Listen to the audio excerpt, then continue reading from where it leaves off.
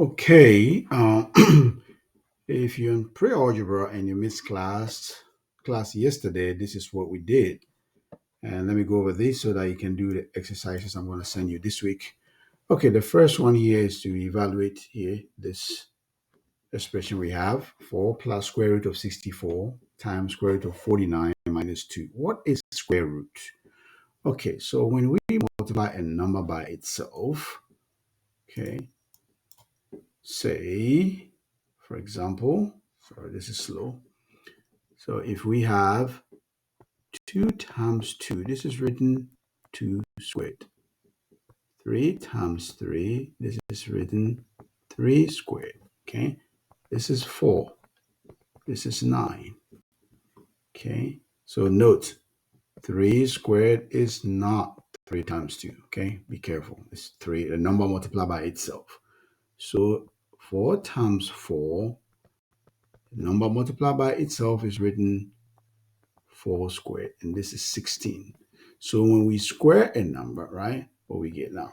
So to go back from 9 to 3, we take square root. So if I ask you the square root of 9, it means the number that you multiply by itself, right, gives you 9. And I give you square root of 16, okay, looking for the positive square root. We will do negative ones later on, but that means the number that when you multiply by itself gives you 16, right? And that is 4. It's not 8 times 2. Okay, square root of 16, we are not looking for 8 times 2 or anything. We're looking for 4 times 4. So now do you know square root of 25? So know your perfect squares, right? 1 squared, 2 squared, 3 squared, 4 squared. You need to know all these. 5 squared, and then we go to 6 squared, 7 squared, 8 squared, 9 squared, 10 squared, 11 squared, 12 squared, and 13 squared. Okay, so know all these. Okay, if I know the squares of these, okay, then I can take the square root of these. So square root of 36, right, will be 6. Square root of 49 will be 7. Square root of 64 will be 8. Okay, and so on. So square root of 64 here, order of operations, right? PEMDAS, parentheses, exponents. These are treated as exponents, the square roots. So we do those. Square root of 64 is 8. We write that. Square root of 49 is 7. We write that. The rest is order of operations. 4 plus 8 times 7 minus 2. Which one do you do first? That. We get it. We add, subtract 58. Okay. Express 360 as a product of prime factors in exponent form. So 360, right? We start by writing 360 is 36 times 10.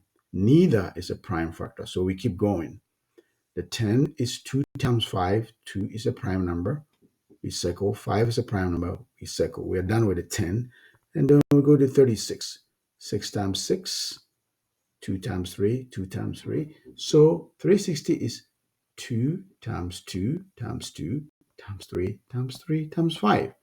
How many of the 2's do we have? We have 3 of them. We have 3 of them. This is written as 2 cubed times 2 of the 3's times 5. This is what you're supposed to do. Okay. And here, order of operation involving fractions. Okay. Parentheses. So you follow it. So here you're going to do the division first. 1/2 divided by 3. Keep flip change, right? 1/2 becomes 1/2 times 3 over 1. So this here will give you 3 over 2. Follow order of operations. Your answer should be 5 over 6. And how do you evaluate multivariable expressions? I have this expression here, a minus b divided by a times b.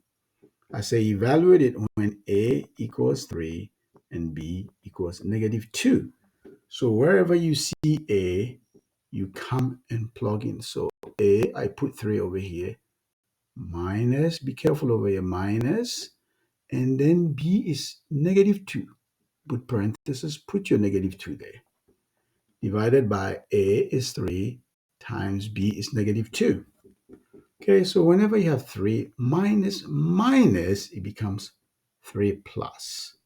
And then 3 times -2 is -6. So it is 5 over -6, which is the same as -5 over 6. Get that? Okay, so that's all it is. Okay, you put in, you look at the expression, and whatever quantity you're given, the value is, put it there, evaluate it. Be careful of your negative signs, all right? This is proportion. It's pretty straightforward. 1 foot equals 12 inches, 36 inches, 1 yard. How many inches are in 1.5 yards? That's easy. Okay, here's a problem solving part. Okay, so I give you a definition. What is a rhombus, right?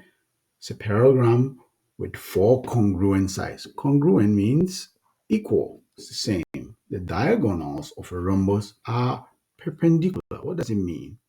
Perpendicular. It means what? They meet at 90 degrees. Okay. All right. And each diagonal bisects a pair of opposite angles. Okay. How can we use this to solve a problem? Right. So here I give you a figure and I say it's a rhombus. Okay. You know what a rhombus is, right? What is angle X? Okay. I just gave you the definition that the diagonals are perpendicular.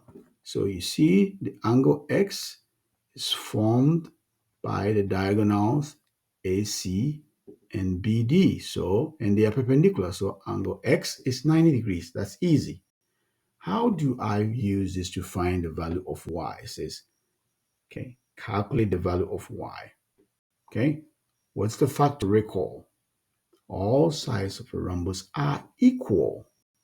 All sides are equal. That means side AB is equal to side BC is equal to side DC is equal to side AD. Okay, so AB is 2y plus 3 and is equal to side BC, 13. That's all. So that is how you apply the definitions, okay, and algebra to solve for a variable. You've got that? Okay. And then we solve for y. -3, -3, and you should get your y to be equal to 5. Got it? All right, more problems coming. So pay attention to the definition I give you. Think critically. Do link thinking. Okay. Be bold and logical. Persevere. Don't quit. Okay. Keep thinking about it. Keep thinking about it. Okay. Logically, and solve the problem. More to come. Keep on practicing. Keep on applying yourself well, and all things be equal. What do I keep telling you? You shall bloom. Welcome to Bloom Academy. Have a great day. Bye bye.